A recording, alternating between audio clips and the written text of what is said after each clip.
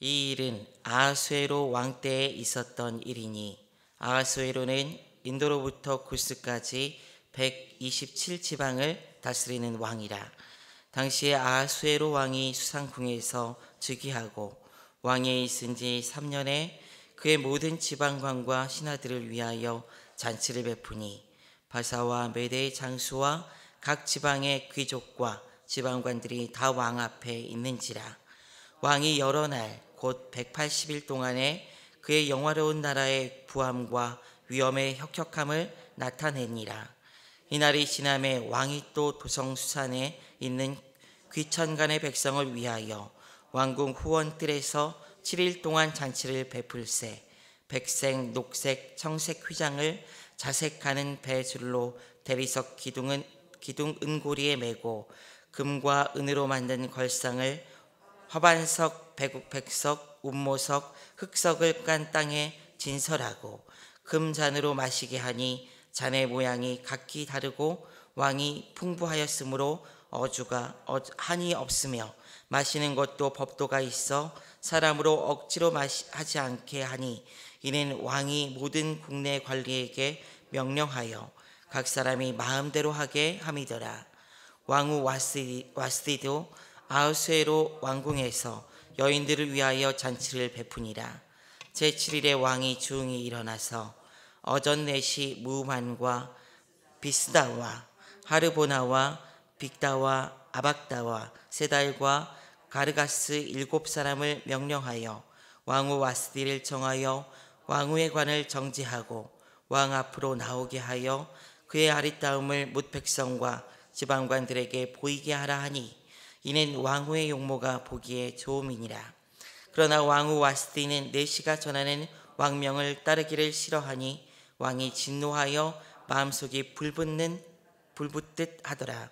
왕이 사례를 아는 현자들에게 묻되 왕이 규례와 법률을 아는 자에게 묻는 전례가 있는데 그때 왕에게 가까이 하여 왕의 기색을 살피며 나라 첫 자리에 앉은 자는 바사와 메대의 7지방관 곧 가르스나와 세달과 아드마다와 다시스와 메레스와 마르스나와 무무간이라.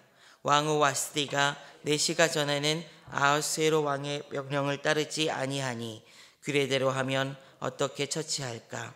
무무간이 왕과 지방관 앞에서 대답하여 이르되 왕후 와스디가 왕에게만 잘못하였을 뿐 아니라 아하수에로 왕의 각 지방의 관리들과 뭇 백성에게도 잘못하였나이다. 아하수에로 왕이 명령하여 왕후 와스디를 청하여도 오지 아니하였다 하는 왕후의 행위의 소문이 모든 여인들에게 전파되면 그들도 그들의 남편을 멸시할 것인즉 오늘이라도 바사와 메대의 귀부인들이 왕후의 행위를 듣고 왕의 모든 지방관들에게 그렇게 말하리니 멸시와 분노가 많이 일어나리이다. 왕이 만일 좋게 여기실진대 와스디가 다시는 왕 앞에 오지 못하게 하는 조서를 내리되 바사와 메대의 법률에 기록하여 변개함이 없게 하고 그 왕후의 자리를 그보다 나은 사람에게 주소서. 왕의 조서가 이 광대한 전국에 반포되면 귀천을 막론하고 모든 여인들이 그들의 남편을 존경하리이다 하니라.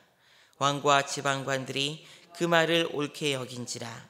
왕이 무무간의 말대로 행하여 각 지방 각 백성의 문자와 언어로 모든 지방의 조서를 내려 이르기를 남편이 자기의 집을 주관하게 하고 자기 민족의 언어로 말하게 하라 하였더라.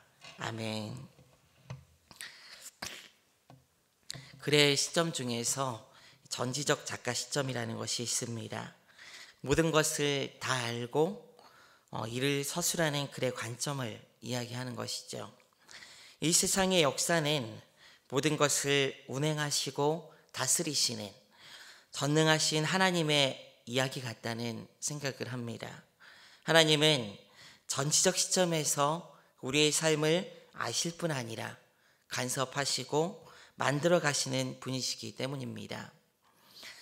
즉 모든 역사를 운행하고 다스리시는 분이 바로 우리 하나님이십니다.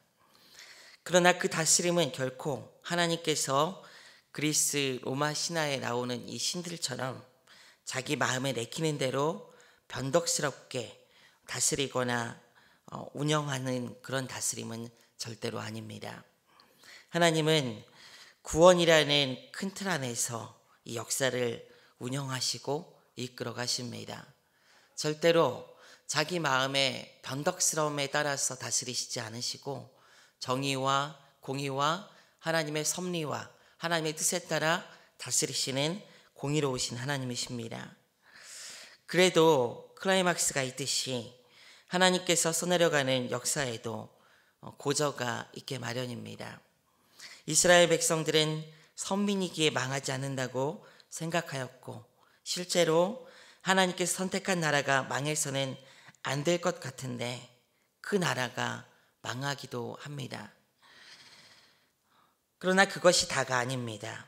하나님은 이렇게 망한 나라이기도 하지만은 그 백성들을 기억하시고 이방 땅에서 그 백성들의 삶을 챙기시고 그 백성들을 구원하는 일을 여전히 하고 계시기 때문입니다. 하나님의 백성을 향한 역사는 오늘 에스더 말씀에서 지속되고 있음을 우리는 보게 됩니다. 오늘 1장 말씀에서는 이방 땅에 사로잡혀간 이 바사라는 그 나라에서 이 백성들을 보호하시는 하나님의 말씀을 시작합니다. 왕후 에스디와 관련된 폐위 사건이 오늘 1장 말씀에 나타납니다.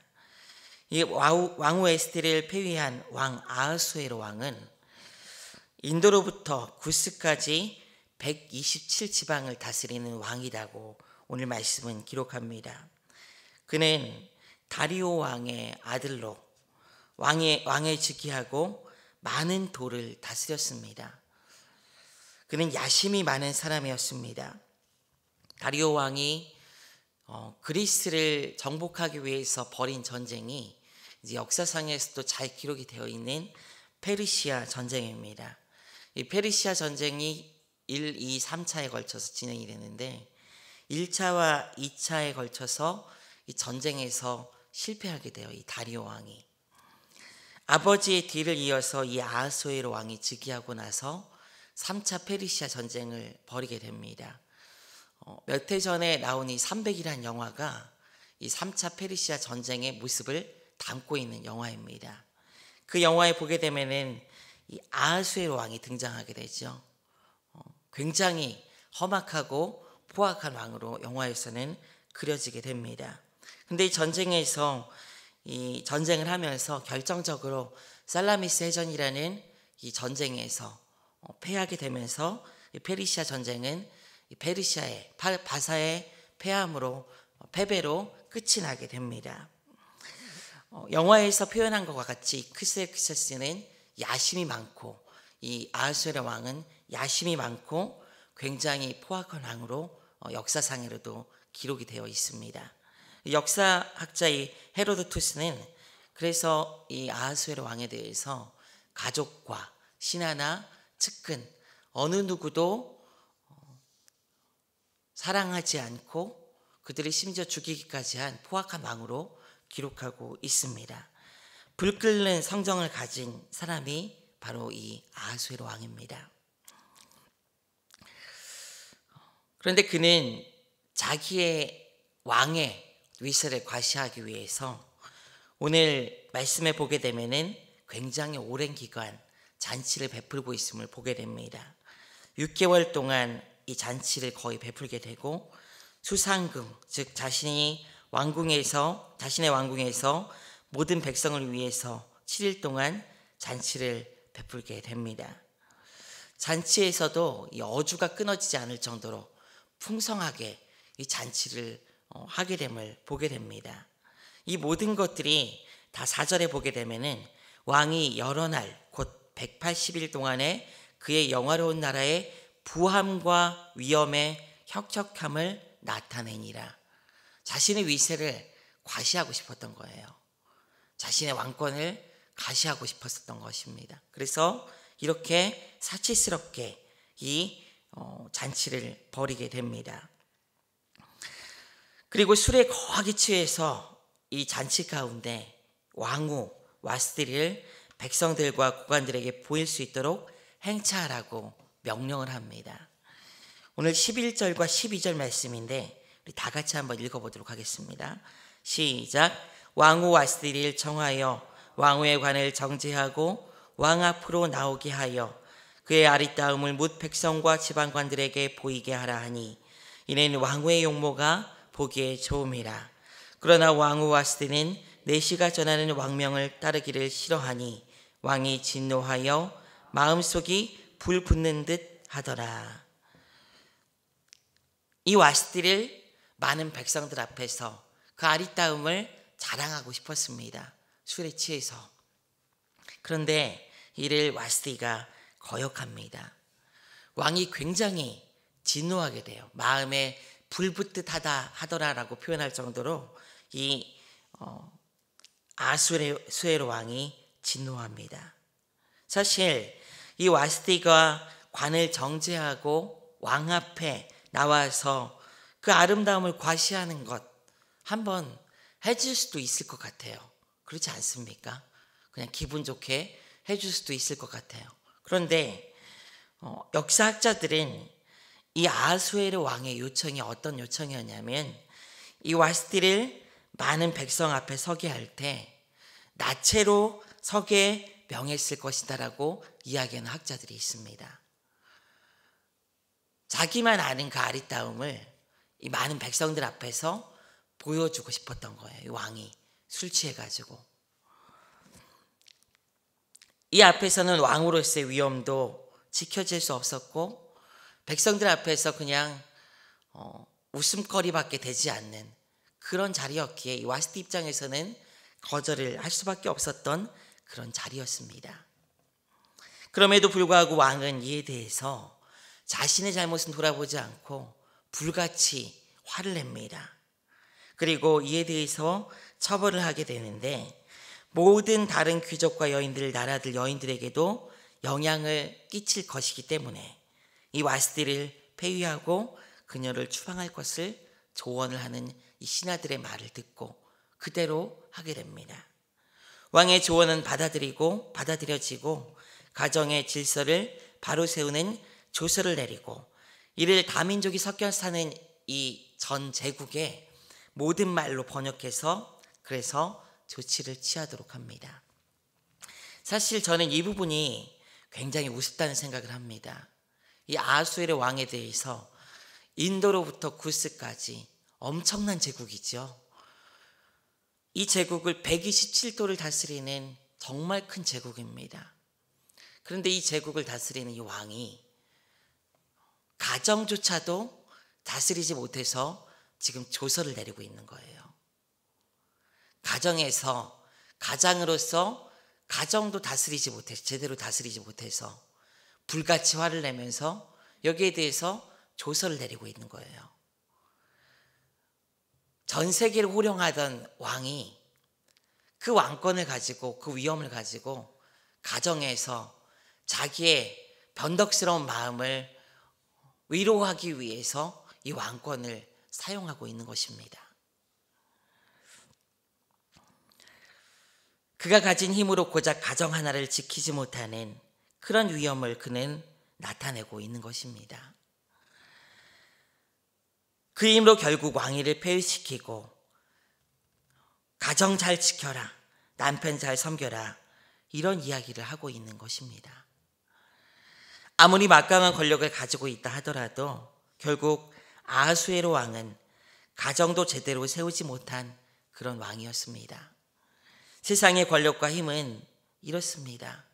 결국 그것으로 자기의 마음만, 자기의 만족만 챙길 뿐이고 자기 이익을 챙기고 자기 이름만 세우는데 급급하는 것이 바로 세상의 권력과 힘이라는 것입니다.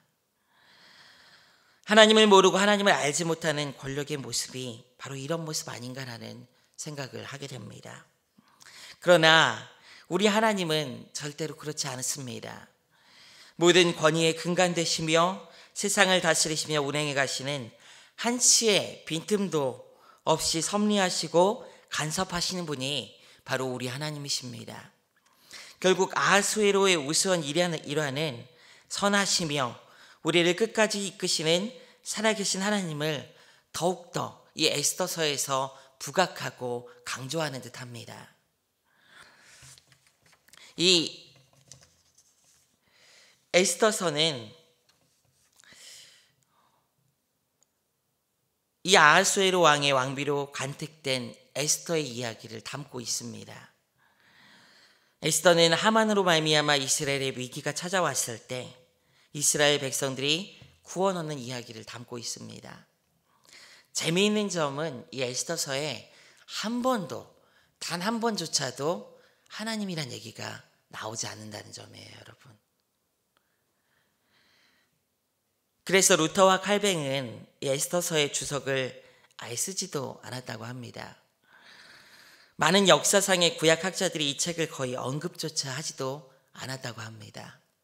그럼에도 불구하고 당당히 이 에스더서가 구약의 역사서 가운데 들어가 있습니다. 그 이유는 무엇이냐면은 이 에스더를 통해서 하나님께서 하나님이란 이름이 나타나지 않음에도 불구하고 그 아래서 우리가 인식하지 못하는 가운데서 이 백성을 그 나라에서 지키고 보호하시고 계심을 이 에스더는 잘 보여주기 때문입니다. 하나님께서 표면적으로 드러나지 않지만 하나님은 역사를 주관하고 다스리십니다. 이방 가운데 아픔이 있고 언제 소멸할지 모르는 위험한 상황에 이 백성이 놓였을 때 이스라엘 민족을 보호하시고 안위하시는 분이 바로 우리 하나님이라는 것을 에스더서는 이야기하고 있습니다. 그런데 절대로 초자연적으로 혹은 직접적으로 그 존재를 드러내시고 말씀하시지는 않습니다. 그러나 그럼에도 불구하고 이 하나님은 분명히 살아서 그 이방에서 고통 중에 있는 이 백성들을 지키고 계신 것입니다. 우리의 삶은 이런 하나님의 손에 달려 있습니다. 우리를 구원하신 하나님의 손길은 지금도 결코 멈추지 않습니다. 오늘 하루도 우리는 모른다 할지라도 우리 하나님은 우리 곁에 늘 함께 계시고 우리의 삶을 이끌고 계시는 분이십니다. 우리를 구원하신 하나님의 손길은 멈추지 않습니다. 비록 우리 눈에 초자연적으로 나타나지 않는다고 해도 우리의 귀에 직접 음성으로 말씀하시지 않는다고 해도 우리를 강하게 붙드시고 사망의 음침한 골짜기에 있을지라도 혹은 푸른 초장에 있을지라도 우리를 보호하시고 지키시며 인도하시는 분이 바로 우리 하나님이십니다. 비록 우리의 삶이 내가 원하는 모습이 현재는 아닐지도 모릅니다. 나에게 왜 이런 일이 찾아왔는지 모르겠다는 그런 상황에 있는 분이 있을 수도 있어요. 이번 주에 신방을 대전으로 한번 다녀왔는데 권사님이 그런 얘기를 하더라고요. 아파가지고 병원에 이제 교통사고 나가지고 누워 계세요. 수술하고. 근데 굉장히 좀 안타까운 것은 1년 전에 똑같은 데를 다쳐가지고 똑같이 입원해가 수술하고 입원하셔서 회복하신 지가 얼마가 안 된 다음에 또 다치신 거예요. 그렇게. 권사님이 가자마자 하는 말이 나한테 왜 이런 일이 있는지 모르겠다. 그런 얘기를 하시더라고요. 때론 우리 삶이 이런 일이 반복되면서 굉장히 낭망스럽고 절망스러운 마음이 들기도 할 때가 있을 수도 있습니다. 근데 그것은 우리 마음이고요.